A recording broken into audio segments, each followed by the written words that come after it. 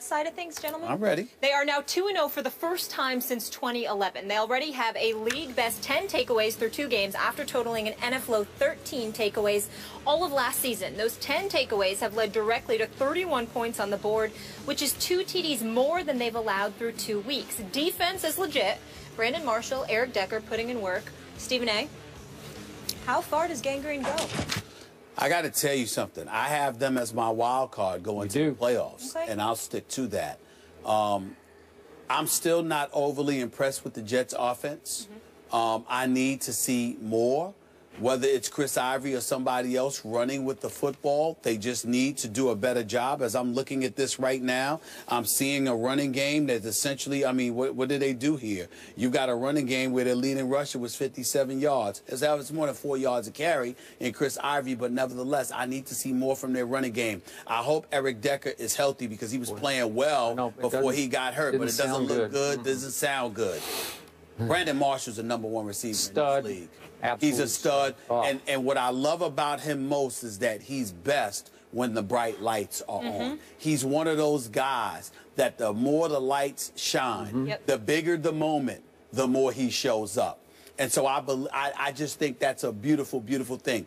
I will openly confess to you, I was very impressed with Ryan Fitzpatrick from the perspective. I didn't realize he had legs like that. You know how you watch somebody, but you're not really watching them, you're not paying attention to them. They're a journeyman. He's been on 4 different teams in the last 4 years. You're not really expecting much from him. So throughout the years when he was someplace else, whether it would be Houston, Buffalo, or what have you, you didn't really pay much attention to him. And then all of a sudden you sit back on Monday Night Football and watch this dude, and you're like, wait a minute, I didn't know he could do that. And that's how I looked at Ryan Fitzpatrick. I didn't know that he could run the football the way that he was running the football. So I give him a lot of credit for that. He still needs some work on the deep throws. One accurate, he was just throwing it up there, hoping that Brandon Marshall would go get it. That was a bit problematic. So on the offensive side of the ball, I still think they got a ways to go when you consider the way that the Colts were decimated in their secondary, in terms of their 4 corners being out, in terms of having somebody from the practice squad in your lineup, not really having a lethal pass rush. I just felt like the Jets left some points off the board. They should have scored. They should have scored. Much more than they ended up scoring. So I'm not overly impressed with that, but I am very impressed with Brandon Marshall. And I think, this kid, Numa, I like him. I liked him a lot. I liked him. I think I saw some moves. I saw some athleticism. Obviously, he only had 1 catch for 27 yards. He was targeted about 3 times. It was a big one. But it was a big one. Because he's got tight end size with wide receiver He's got tight end size with wide receiver. Yep. Absolutely right. So I like what I'm seeing from the receivers. I'm not sure about Fitzpatrick, but he can move with the ball, which I think is a big plus. And I think he'll keep the turnovers as a minimum, which is what I'm not sure about with Geno. This defense is big time. First of all, you got Revis. You got Cromartie out there, who I spoke to yesterday, and I was like, what the hell are you playing for? Why are you even playing? Sit down. You're like, man, I'm ready to go. My teammates need me. I need them. I'm going. I'm ready to go. I said, all right. But I looked at him, and I said, this guy is out there with Revis, and this dude screen. Oh, I like him a lot. And Pryor was up in there, Gilchrist at your free safety, and then Muhammad Wilkinson was all over the place. Keep in mind that you've got pressure on Andrew Luck all night long, and you didn't even have Sheldon Richardson, who, by the way, the league has not reacted on the whole speeding issue where he was going 143 miles an hour in his Bentley with a 12-year-old in the back seat. They haven't even addressed that yet.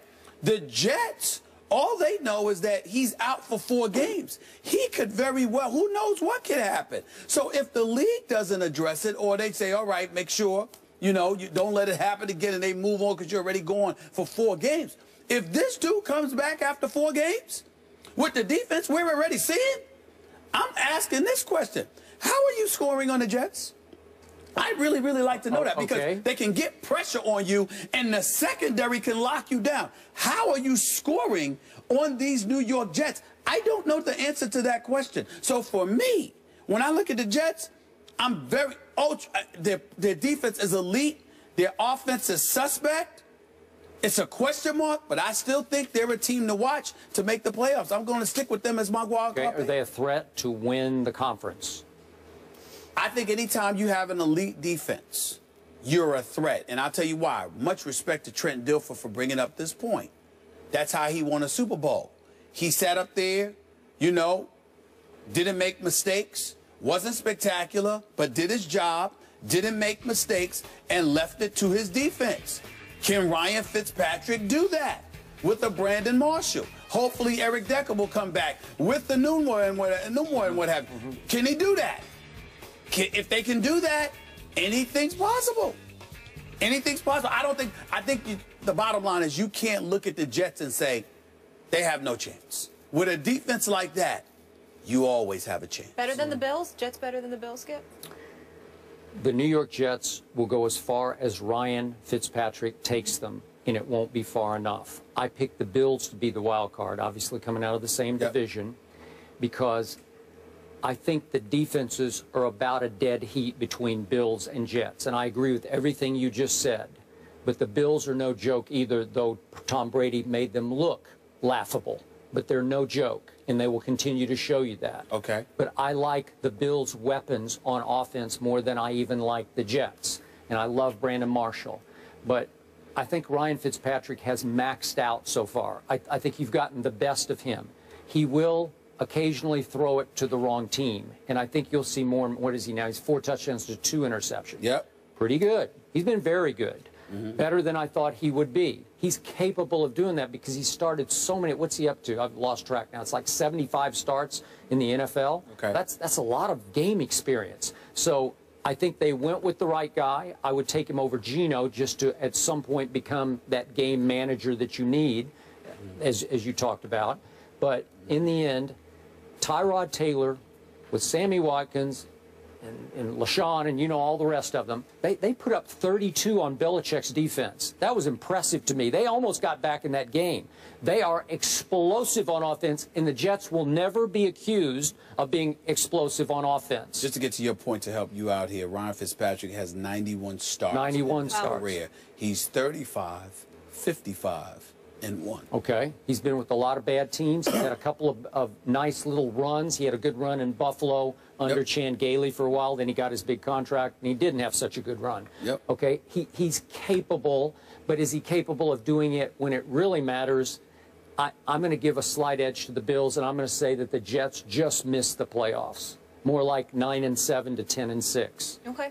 All right. Well, I guess for me, I just look at the New York Jets from the perspective of what is their schedule going to be, who they're playing up against. We know they've got Miami. We know they've got Buffalo. We know they have New England. Twice. So it's going to be twice. So it's going to be pretty tough for them to compete against They've got a people. late at Dallas on a Saturday night. I will tell you this. They got a game coming up this weekend against the Philadelphia Eagles, which we will talk about later. I kind of like the Jets. I reserve the right to change my mind, but I kind of like that. I kind of like the thought of those dudes going after Sam Bradford. Yeah. What you going to do? I do too. We'll see. You guys mentioned RG3 earlier. He's back in the news. Reports out of D.C. say RG3 is not on speaking terms with Kirk Cousins. They can't even be in the same room together. He responds to the reports after the break. We'll get into it.